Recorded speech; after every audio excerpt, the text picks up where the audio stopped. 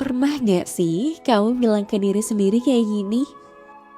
Sebentar lagi deh, tanggung. Tapi tanpa sadar, waktu sudah menunjukkan pukul larut malam. Laptop masih menyala, tugas belum selesai juga, dan waktu tidur pun semakin berkurang. Kebiasaan seperti ini mungkin sering kita anggap biasa. Tapi sebenarnya, apakah durasi tidur berkaitan dengan kualitas tidur kita? Daripada hanya menebak-nebak, yuk kita lihat jawabannya lewat data.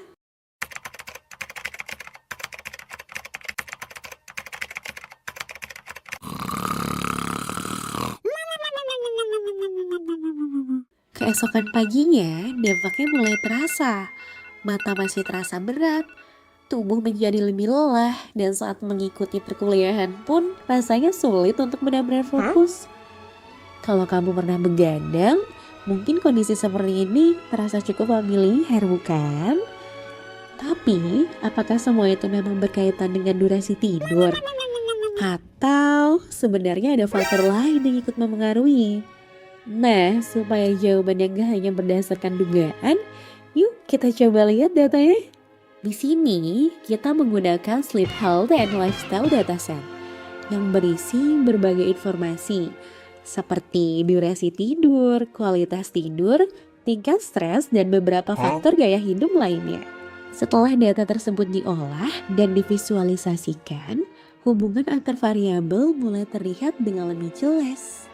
Sekarang kita masuk ke bagian yang paling penting, yaitu hasil analisisnya. Kalau kita lihat grafik ini, terlihat ada pola yang cukup jelas. Responden dengan durasi tidur yang lebih cukup cenderung memiliki kualitas tidur yang lebih baik dibandingkan responden dengan waktu tidur yang lebih singkat.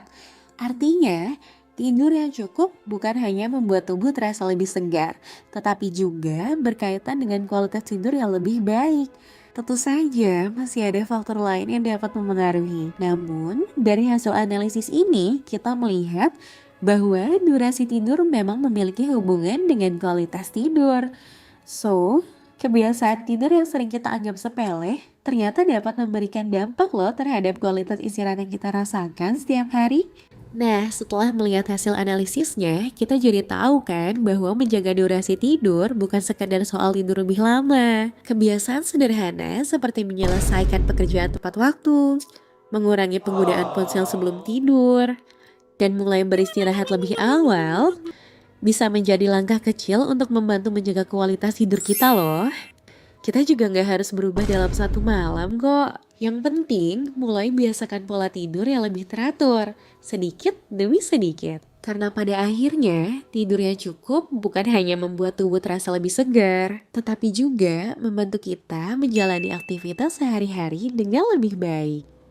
Dari hasil analisis yang sudah kita lihat, kita bisa memahami bahwa menjaga durasi tidur merupakan salah satu langkah sederhana yang dapat membantu meningkatkan kualitas tidur. Memulai kebiasaan tidur yang lebih teratur memang gak selalu mudah. Namun, perubahan kecil yang dilakukan secara konsisten dapat memberikan manfaat bagi kesehatan dan aktivitas kita setiap hari. Jadi, yuk mulai biasakan tidur yang cukup dan jadikan pola tidur sehat sebagai bagian dari gaya hidup yang lebih baik. Karena tidur yang berkualitas dimulai dari kebiasaan yang kita bangun setiap hari.